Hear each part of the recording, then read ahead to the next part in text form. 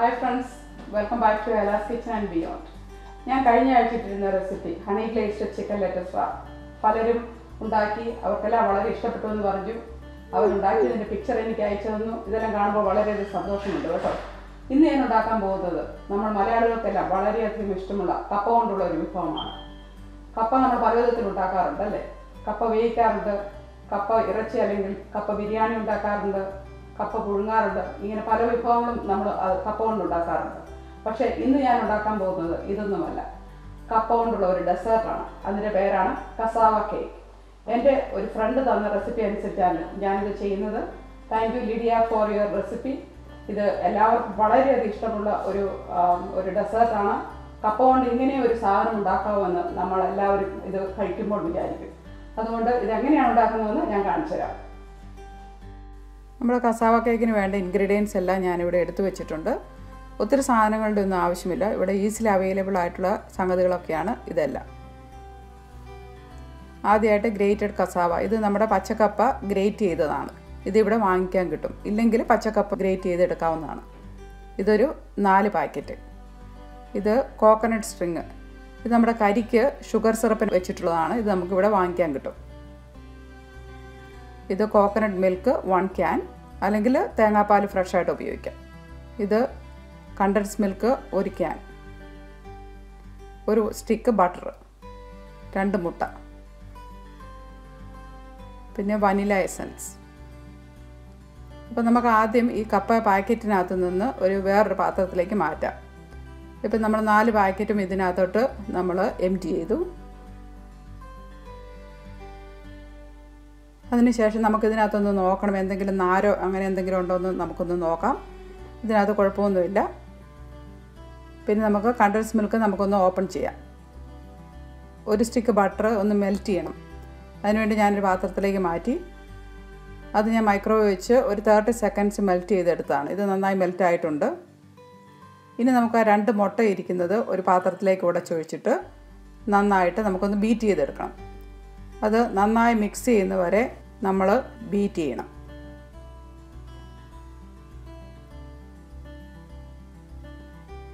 ഇത് നന്നായിട്ട് മിക്സ് ആയിട്ടുണ്ട്. പിന്നെ ഇത് നമ്മുടെ കോക്കനട്ട് സ്ട്രിങ്. ഞാനതിൻ്റെ ഒരു ഹാഫ് ബോട്ടിലേ എടുത്തിട്ടുള്ളൂ, കാരണം അതൊരു വലിയ ബോട്ടിലായിരുന്നു. അല്ലെങ്കിൽ നമുക്ക് ഫ്രഷ് ആയിട്ടുള്ള കരിക്ക് ചെറുതായിട്ട് മുറിച്ച് ഉപയോഗിക്കാം. ഇനി ഞാനിതെല്ലാം കൂടെ ഒന്ന് മിക്സ് ചെയ്യാൻ പോവുകയാണ്. ഈ ബട്ടർ, മെൽറ്റായിട്ടുള്ള ബട്ടർ നമുക്ക് ഈ മിക്സിനകത്തോട്ട് ഒഴിക്കാം.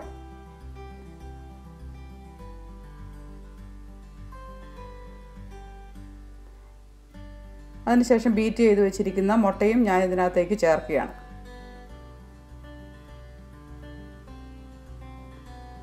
പിന്നെ നമ്മുടെ കോക്കനട്ട് മിൽക്ക് 1 ക്യാൻ, അതും ഇതിനകത്തേക്ക് ചേർത്തു. നമുക്കിനി ആ കണ്ടൻസ് മിൽക്കോടെ ഇതിനകത്തേക്ക് ചേർക്കാം. അതൊരു 14 ഔൺസിൻ്റെ ക്യാനാണ് ഞാൻ ഉപയോഗിക്കുന്നത്. ഇനി നമുക്കിതെല്ലാം കൂടി നന്നായിട്ട് മിക്സ് ചെയ്യണം. അത് മിക്സ് ചെയ്ത് എല്ലാ ചേരുവകളും യോജിക്കുന്നത് വരെ മിക്സ് ചെയ്യുക. അതിനുശേഷം നമ്മുടെ കോക്കനട്ട് സ്ട്രിങ്ങോടെ ഇതിനകത്തേക്ക് ആഡ് ചെയ്യാം. അതുകൂടി ചേർത്തതിന് ശേഷം നന്നായി ഇളക്കി യോജിപ്പിക്കുക. ഇത് നന്നായി മിക്സ് ആയിട്ടുണ്ട്.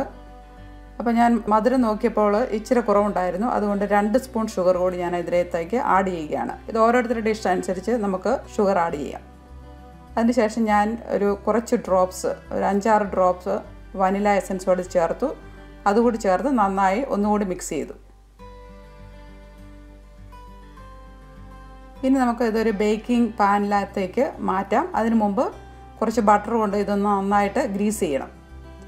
ഇത് സൈഡെല്ലാം നന്നായിട്ട് ബട്ടർ കൊണ്ട് ഗ്രീസ് ചെയ്യണം. അതിനുശേഷം നമുക്ക് ഈ മിക്സ് അതിനകത്തേക്ക് ഒഴിക്കാം.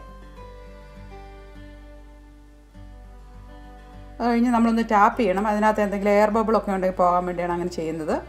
അതിൻ്റെ മുകളിൽ ഒരു സ്പാച്ചുല വെച്ച് ഈവനാക്കണം. ഓവൻ ഞാൻ പ്രീഹീറ്റ് ചെയ്തിട്ടുണ്ടായിരുന്നു. ഒരു 350 ഡിഗ്രി ഫാരൻഹീറ്റിലാണ് ഞാനിത് വെച്ചിരിക്കുന്നത്. ഞാനിതൊരു 90 മിനിറ്റ് ബേക്ക് ചെയ്യാനായിട്ട് വെക്കുകയാണ്. കണ്ടോ, ഇത് നന്നായിട്ട് റെഡി ആയിട്ടുണ്ട്.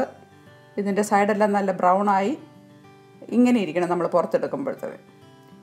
അതിനുശേഷം നമുക്കൊരു ടൂത്ത് പ്രിക്ക് കൊണ്ട് ഇത് വെന്തമെന്ന് നോക്കാം. അപ്പം ടൂത്ത് പ്രിക്ക് നല്ല ക്ലീനാണ്. അതിനർത്ഥം ഇത് വെന്തിട്ടുണ്ടെന്നാണ്. ഇത് കുറച്ച് തണുത്തതിന് ശേഷം നമുക്ക് ഫ്രിഡ്ജിനകത്തൊന്ന് വെക്കണം. ഇതിന് ചൂടാറിയതിന് ശേഷം വേണം ഫ്രിഡ്ജിൽ വെക്കാൻ. ഓക്കെ, നമ്മുടെ കസാവ കേക്ക് ഇത് കണ്ടല്ലോ, നല്ല അടിപൊളിയായിട്ട് വന്നിട്ടുണ്ട്. ഇത് ഞാൻ ഫ്രിഡ്ജിൽ ഒരു 4 മണിക്കൂർ വെച്ചിട്ടെടുത്തതാണ്. അപ്പം നല്ല തണുത്തിരിക്കുന്നു. ഇച്ചിരി തണുത്തതാണ് എപ്പോഴും നമുക്ക് ടേസ്റ്റ് കൂടുതലുള്ളത്. അപ്പോൾ നമുക്കിതങ്ങ് മുറിച്ചാലോ. നമുക്കൊരു കത്തിയെടുത്ത് പതുക്കെ അങ്ങ് മുറിക്കാം.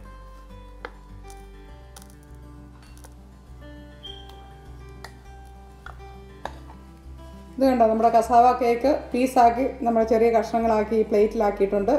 ഇനി നമുക്കൊന്ന് ടേസ്റ്റ് ചെയ്ത് നോക്കണ്ടേ. അതിന് എൻ്റെ മോളെ തന്നെ വിളിക്കാം. അവൾക്ക് ഇത് വലിയ ഇഷ്ടമുള്ള സംഗതിയാണ്. ലീഷ, ഇങ്ങ് വന്നി കൊച്ചു നോക്കിക്കേ. നോക്കി ഇഷ്ടമാണോ നോക്കി. It tastes really good. നിനക്ക് ഇഷ്ടമാണോ? Yeah, it's not too sweet. But it tastes good. Okay, thank you. Okay, അപ്പം ഇത് എല്ലാവർക്കും വളരെ ഇഷ്ടമുള്ള സംഗതിയാണ്. ഇത് പിള്ളേർക്കും എല്ലാവർക്കും വളരെ ഇഷ്ടമാണ് കേട്ടോ. ഇതെല്ലാവരും വീടുകളിൽ ഉണ്ടാക്കി നോക്കണം. നിങ്ങളുടെ അഭിപ്രായങ്ങൾ അറിയിക്കുക, നിങ്ങളുടെ കമൻറ്റുകൾ അറിയിക്കുക. ഇത് നിങ്ങളുടെ വീടുകളിൽ ഉണ്ടാക്കി നോക്കിയിട്ട് അറിയിക്കുക. ഈ ചാനൽ സബ്സ്ക്രൈബ് ചെയ്യുക. അടുത്ത ഐറ്റവുമായിട്ട് ഞാൻ ഉടനെ തന്നെ വരുന്നതായിരിക്കും.